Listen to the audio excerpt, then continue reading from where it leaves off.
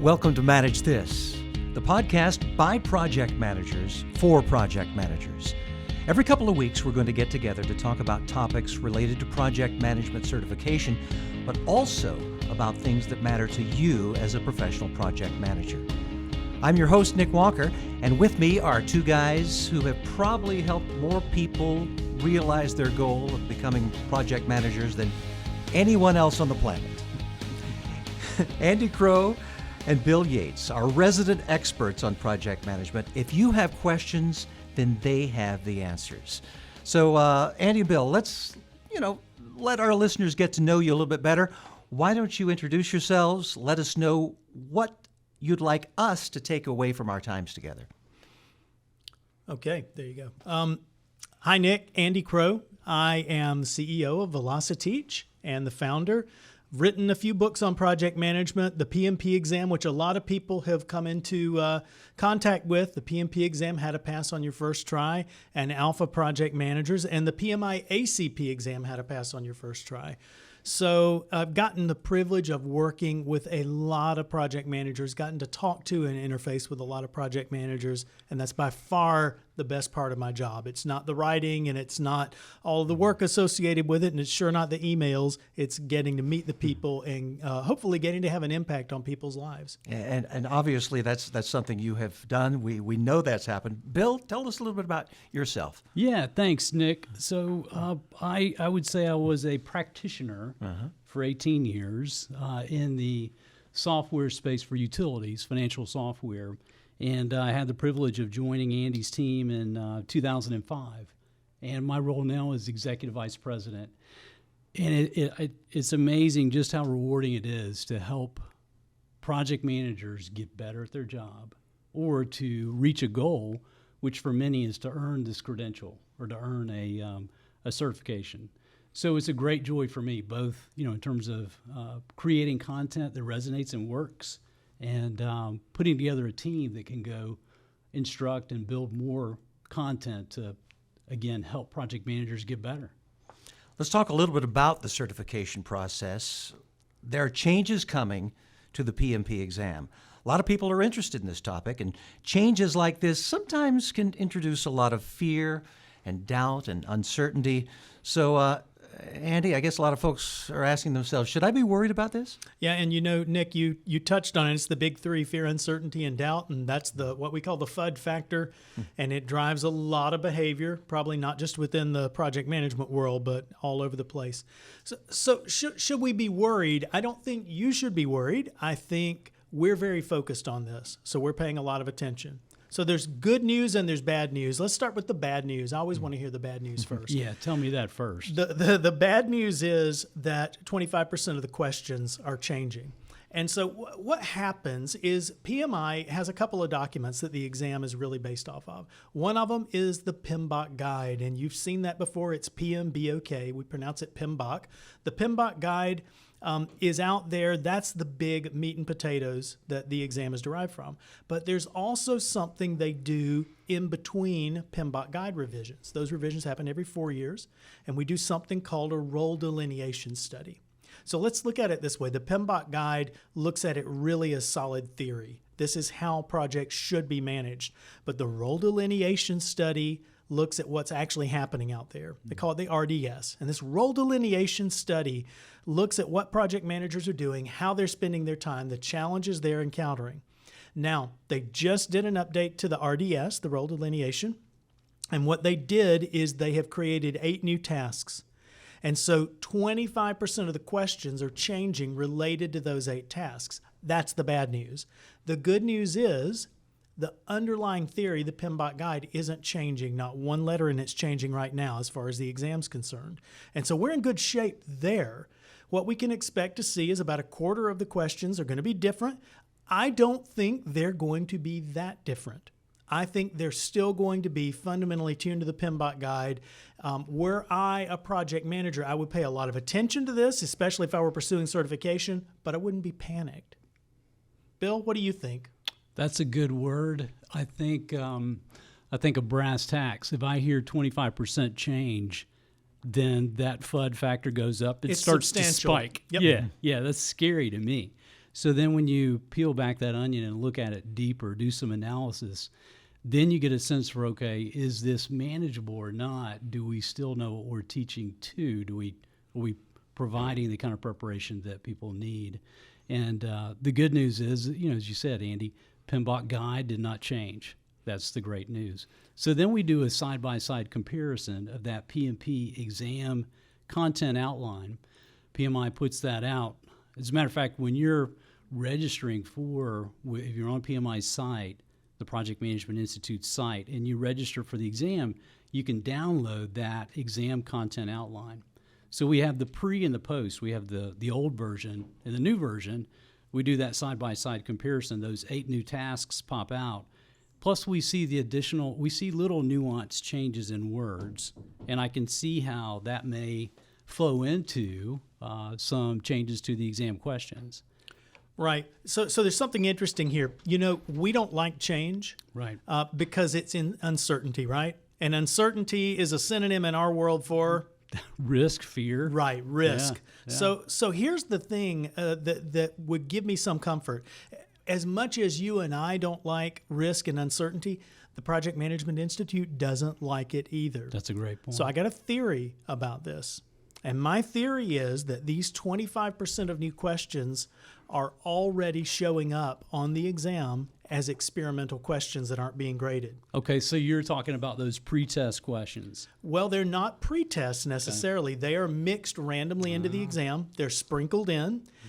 People don't know when they're getting them and when they're not, but there's already 25 questions that people get that are not graded. When they take the PMP exam, only 175 of the 200 are graded. Yeah, that's right. So now there are 25 questions on there. Here's the purpose of those 25 questions. Project Management Institute gets those. They evaluate how people are doing. These are experimental questions. They're looking at them to see how they're performing because PMI doesn't want everyone getting them right. And PMI doesn't want everyone getting them wrong. They want to see that they're performing predictably and that a certain percentage, and generally that percentage on a standardized exam is about 72%. Okay, you want to see 69 to 72% of the people get those questions right and everyone else miss them, and then you know that the question's performing pretty well. Right. That's that golden area there. I believe, Bill, that the questions that are going to be on the new exam are already showing up today as experimental questions. They're just not being graded. Interesting. So if I'm a psychometrician, I am totally locked into this conversation. So you're talking about how the exam is built, all the practice that goes into it. That's a 5-syllable word, and I think we just probably broke the internet with that. But exactly, that's the whole practice of psychometrics when you're trying to evaluate how people are doing what they know and how they're able to apply that knowledge. That's exactly what's going on there. So I believe that this is already happening because otherwise, here's what's got to happen. PMI's got to put in almost 50 questions, 50 new questions onto the exam that nobody's ever seen, that no one knows how they're going to perform. They can't do that. It doesn't make sense. It's almost malpractice level, and they don't want that level of uncertainty. Look, PMI doesn't want everybody failing this exam, nor do they want everybody passing it. They want that tuned number and that performance edge. Right. I'm trying to come at this from someone, imagining, okay, what is it like to take the exam? And if I'm in there, do you think I'll be able to recognize those questions? No. Okay, I won't be able to recognize which are the experimental questions. Correct. If I see a question, though, that is a little unfamiliar like that, should I assume that all questions are real questions, that I need the right answer to every question and to answer it thoroughly and so forth? Right. That's a great perspective, Nick, and it's one of those things we'll talk about a lot in terms of strategy for the exam. And that is, okay, if I know there are 200 questions and I have 4 hours, and I know 25 of those are pre-test questions, so they won't count against me, then do I potentially psych myself out by trying to guess which ones of these difficult questions, that one's not going to count against me. It's a pre-test question. Yeah. So, we jokingly will refer with some students, sometimes we'll talk about, you may not find it beneficial to make a side tabulation of those questions that you think are pre-test questions because you may exceed 25 And, then you start to psych yourself out. So, yeah, the key, though, is I think you hit on it, which is when I'm preparing for this exam, I need to understand this is not the type of exam where I can master the material to the point of scoring 100%. There will be tricky questions on there. There'll be concepts that are thrown at me in a different context, and I have to be prepared for those in that. So one of the things, back to these changes, one of the things that we're doing is evaluating the changes and seeing, is there a nuance in terms of how a task used to be described on the exam content outline and how it's described now? If there is a change, what changed? Is there a greater emphasis, for instance, on stakeholder engagement and stakeholder management? It's one of the new knowledge areas that PMI introduced with the latest PMBOK guide. Is there a difference in terms of the role of the PM in an artifact, a key artifact like a project charter?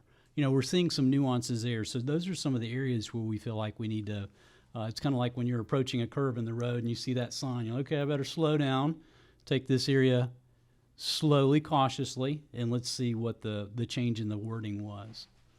Bill, just one thought about this too. When you're talking about pre-test questions, these aren't necessarily at the beginning of the test. Right. These are things that are not being graded. They're questions that aren't being graded, but they're not 25 questions before you can't, in other words, skip to question number 26 and then start taking the exam. That's right. The they're sprinkled throughout. Right. So, yep, they're mixed in. And I think in future podcasts, this might be a good topic of conversation that might continue to come up is the art of taking this exam. It's just, people who make exams, maybe they don't like to admit it. If you know the material, you'll be just fine. But there is an art and a skill to taking an exam. Exactly. And we need to be talking about that as well. Yeah, well I said. agree. Well, maybe we ought to switch gears a little bit, because from time to time on these podcasts, we're going to be talking with people who are right in the middle of preparing for the PMP exam, or maybe someone who's taken the exam and they've lived to tell about it.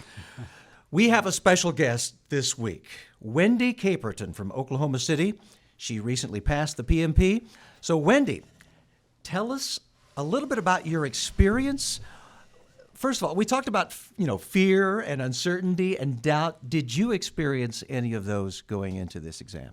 I was a little reluctant at first, but I was so appreciative of the resources that I was able to find, especially the conversational CDs with Bill and Lewis and Andy speaking with one another. It really gave me a different approach and a different insight to what I could expect for the test. There's a lot of different, obviously, ways of learning this material, and Velocity tries to hit you in all those different categories.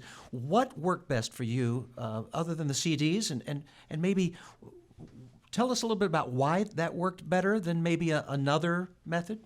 I think it's all about learning styles, and I love that Velocity offers different resources that really touch on all different learning styles. And so I was able to dabble in a little bit of everything, but I found that I had some great resources when it came to the CD. I could listen to that to and from work, which was very convenient. And then the How to Pass the PMP on Your First Try, that textbook, it's just incredible. And Andy and Bill, as you listen to this, what are your reactions? What are your thoughts as to Wendy's experience? Wendy, first of all, congratulations. I got to see you in Orlando at the PMI Global Congress, and congratulate you in person. So it's a great accomplishment. I'm proud of you. Let me turn that around, Nick, because I want to hear from her. As you go through this, Wendy, what advice would you have to someone who is thinking about this right now? They're not sure where to begin. They're nervous, and they know they want to pursue this as a goal, maybe for 2016. They're ready. They're rolling up their sleeves. What advice would you have, having just gone through this? I would say the main thing is you're doing the right thing now. You're listening to a podcast. You're kind of immersing yourself, learning. You're just starting to scratch the surface. I would say the first thing is just go ahead and commit to it and set the date and really commit to yourself that you're going to do it. And as soon as you plan, the date and set that schedule, then it'll give you that natural motivation to just go ahead and get it done. And Wendy, did you go ahead and schedule the exam before you took it? Did you put a date there on the calendar and set it up with the testing center and everything? I did, and for me, that really helped me stay accountable. It helped me plan out my learning schedule. It helped me really pace out, with work and family and everything. I really needed to commit to a schedule, and so it helped me to really break down exactly what I needed to get done each week to make sure I studied all of the information and was fully prepared for the exam. That is awesome. And I want to add my congratulations to Wendy. That's fantastic. One thing that we're asked a lot, and everybody has their own different experience in terms of how long it takes them to prepare. And I'm completely with you. Depends on the individual, depends on their learning style, what's most effective. But like if you look from beginning to end in terms of just on a calendar, in terms of when you started studying and then when you saw those wonderful words of you've passed in the Prometric Center, about how much time elapsed for you? For me, it was like a solid 4 to 6 weeks. So I committed to doing it. I did a little research ahead of time. I found VelociTeach. I knew they had all the resources that I would need. And I set the date, and I studied for about 4 weeks, self-studied on my own, reading the textbook, taking the e-learning through Insight. And then from that point, I took the live class, and that had me fully prepared. It's a four-day live class. And then I spent a weekend just cramming, studying everything, reviewing everything, reviewing the mind maps, which were very helpful, and went in and did my brain dump and knocked it out. Let me ask Andy and Bill, and Wendy, you can chime in on this as well. Is there an advantage to sort of doing it all in one lump sum, or do you actually recommend that maybe at some point you take a break from the studies and come back to it, or is there a danger of stretching this out too far? Yeah, certainly a danger in that, Nick. And this is something that I'm sure we can all attest to. There are things in the PMBOK guide. There are things that we have to learn for the exam to be successful, to have a correct strategy for these questions that are going to be a bit different than what we do in the real world. It could be the method that we use. It could be the tools that we use. It could be the practices, the processes that we have to follow in our day-to-day job. Don't exactly line up with the PMI way. So in order for a student to be really successful, like we've got right here in the studio with us, you really got to stay focused. So we encourage people to, it's like, I'll make the analogy, it's like you're buying a gallon of milk. There's an expiration date on that. So the same is true. When you walk out of the classroom, your instincts are so sharp. And there may be some things that you need to touch up on. I really like the explanation of, spending the weekend, having a chance to review things over the weekend after the class, then going in and taking the exam and having success. That's the strategy that we see the best or working most effectively. It's when people get in there and knock it out. Yeah. And it's so great, Wendy, that you were able to just really look ahead and put that as a date. Is that good for everybody, Andy? Do you think to put a date on the calendar and say, that's when I'm going to do it, whatever it takes to reach that goal, that's where I'm going? I think most project managers are very goal-oriented, Nick. So I think it does help to have a goal. Now, whether or not you schedule the exam with the testing center, that's a little bit more drawing a line in the sand, maybe in wet concrete. And it can be changed, but it costs money to change it. So you want to do that when you're confident. That gives me motivation. So I would certainly need a date on a calendar at the very least. Mm-hmm. All right. Well, Wendy, my congratulations to you. Congratulations, as well. Wendy. Yeah, well done. Is there one thing you could say to somebody who is on the fence about whether to draw that line in the wet concrete, to put that on, and they're thinking, I just can't make that commitment? What would you say to them? Well, I mean, of course, it depends on their hesitations. They need to decide if they're really going to be able to commit to it. If they realize that it's for the better of their career, the success of their career, then they'll make it happen. Great. Well, once again, congratulations, Wendy. I'm sure that one of the topics that listeners want to be thinking about is whether they're project managers now or studying to become one, is hearing about the experience of others who are in their shoes. And that's why it's so great to have Wendy here. But let's get away from the certification discussion. And a question for Andy. You've been a project manager for a long time. A long, long time. Tell us about your biggest project meltdown. Oh no! So we're going to go there. Nick, that's fair game, and I always say that you learn more from failure than you do from success, and I certainly pay lip service to that. But I do believe it. The reason is when I succeed at something, I don't stop and look at it. I just assume I did it, to some level of proficiency. But it's when you fail, it's when you really melt down, as you say, very aptly put, that you go back and loop back and look kind of retrospectively and hopefully grow. I had a couple that were cringeworthy, and one of them was related to a large financial services company. There was a merger, and I was in charge of a certain part of that merger, merging systems. And what happened was fascinating because we had a team of about 20 people working around the clock to make this merger happen, this conversion. And I was in charge of that team. And every piece of it went like clockwork all the way through. There was one resource in particular that we would get status reports, written status reports, and he would say, "I'm finished. I've finished this. It is done. I've got it all ready." And in the particular term he would use, he would say, "Shrink wrap it. Shrink it. We're done." So it was a very, very good guy to work with until the day we found out that he was not done and that he had effectively not even started. So he was saying all the right things. Now, you know what? We could have a whole episode on how important trust is in project management with the team and the definition of done and all of these things that are wonderful lessons learned out of this. But at this point, so this particular resource was not well known to me, but he was deeply trusted by someone whom I trusted. And so I extended that trust and I got burned. Because when it came time to implement this, we found out that we were in real trouble. And it was a particular area that had a long learning curve. We had to put other resources on it. They had to get up to speed. They had to almost start over, and it was bad. Oh. And so, so the lessons I took away from that are, I've got a paperweight on my desk right now that says trust but verify. That's exactly. I should have done more in that case. Yes, when someone tells me something's done and when someone tells me something's shrink-wrapped, and I've heard those things since then, and they've been true. But when they tell me that, I have to do more due diligence than just nodding my head and checking it off the list. I have to go in, look at it, verify, have some independent verification. So that was one. Another one comes to mind, and this was really interesting, is one time I tried to act as my own sort of general contractor in a construction framework. And I was finishing in my basement, and I had a big basement to finish in.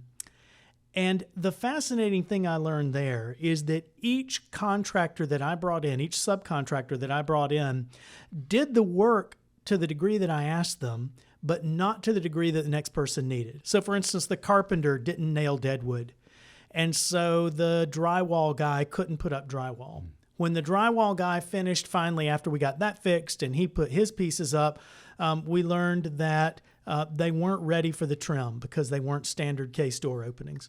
And then the painter came in and said the trim guy hadn't finished out certain things ready and it couldn't be painted yet. It went on and on and on. And each one of these was an area where I learned, and the lesson that I took away from that, so two good failures because it's a lot more painful than I'm letting on here. But the real lesson I learned there out of that second one was that I need to have, the more domain expertise I have, the better. The more I know about the subject that I'm trying to manage, the better. A lot of people would argue you don't need that. I would argue that it helps. The more you know. Yeah, that's such a great point, Andy. I think of situations that I've been in where project managers are called into something where they don't have that domain expertise, and they don't know when they're getting legitimate estimates. They don't know when they're getting legitimate reports of, back to the first example, is this done or not?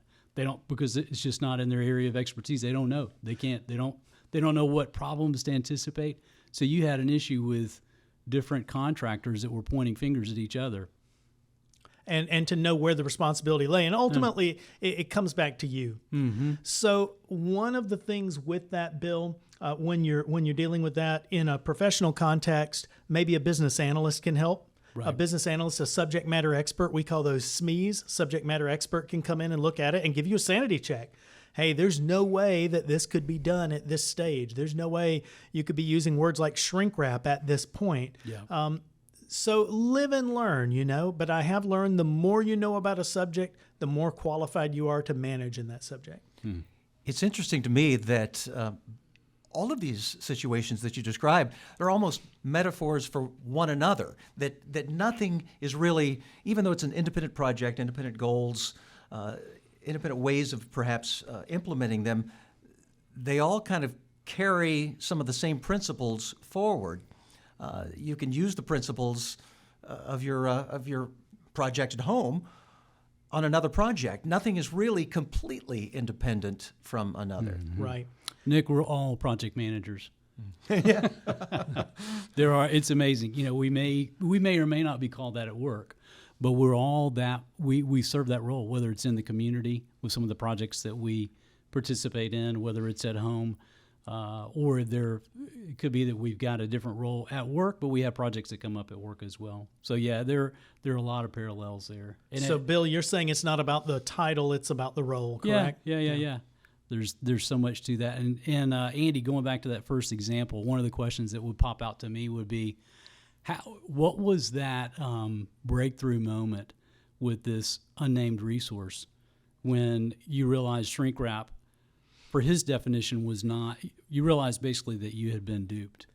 It happened way too late, and that's what made this a meltdown, is that awareness came way too late in the project. We were actually moving into implementation, and there was excuse after excuse of why it couldn't be implemented tonight, why the job couldn't run tonight.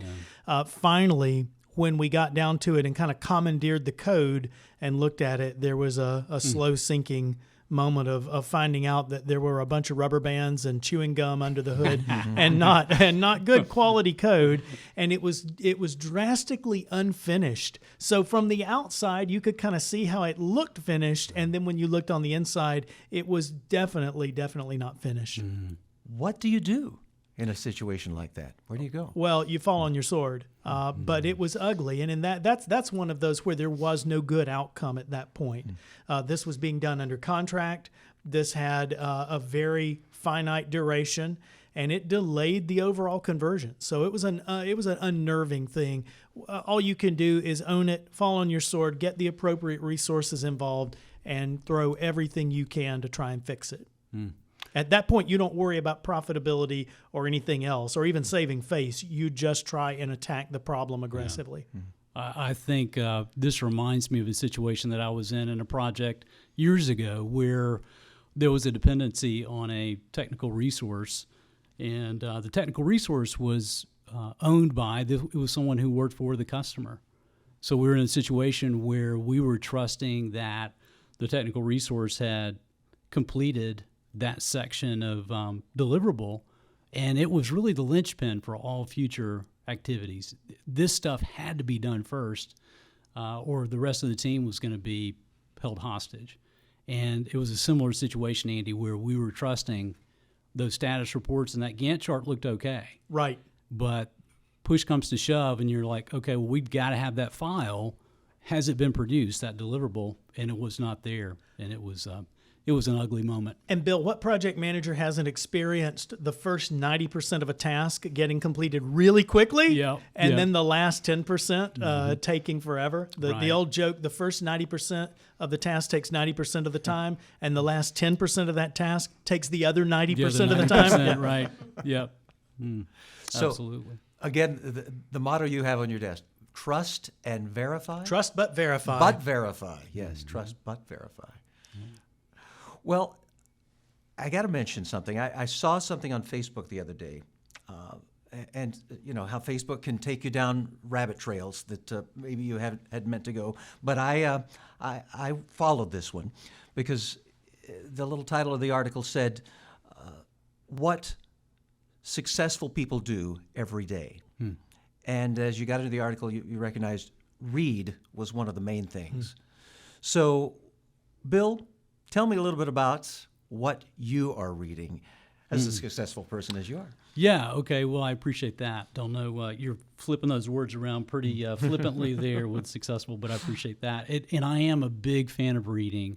And I was really, I'd say, midway through my career, I was challenged by a speaker a well-known author, who said, if you really want to grow as a leader, you need to be reading all the time. And I thought about, I was doing a lot of traveling back in those days, and a lot of the reading that I was doing was just to pass the time. Mm-hmm. And there was so much development that I could be doing. So I'm a big fan of that. And of course, Andy knows I'm a big fan of Jim Collins. So as I'm hearing him talk about projects that fail and how much we learn from them, I'm reminded of one of my favorite books, How the Mighty Fall by Jim Collins. It's a great study on those, he's the author of the famous The Good to Great and Built to Last. And then he took those teams and those organizations that had done so well and said, okay, which ones are failing and why? And dissected that and turned his team of graduate assistant researchers on that. So that was a very interesting book. So that's one that's, if you think of Jim Collins, it's probably not the first title you're thinking of, but that's one that I certainly recommend. Right now, I've got on the book stand a book by a friend, a colleague. Ori Shibi has written a book called Effective PM and BA Role Collaboration. So this is how do project managers and business analysts get along? And can you have both roles? What if you have one person wearing both hats? What if you have two individuals, one's a PM and one's a BA? So very interesting read there. That's that when we talk about the art and science of project management, this is certainly a topic that gets into the art side of project management. So. Great to hear the successes of others and the failures of others that they share in publications like that, and to learn from them. And I appreciate so much hearing your success stories and your failure stories, because we can turn those into success stories, hopefully for other people. Well, Andy and Bill, we thank you for your time here. Thanks to all of you who've joined us for our very first Manage This podcast. We hope you tune back in the next time we get together. We're going to be discussing the recent PMI Global Congress. Even more changes in the air, and we'll be telling you what to expect. Until then, this is Nick Walker saying so long for now, and keep calm and manage this.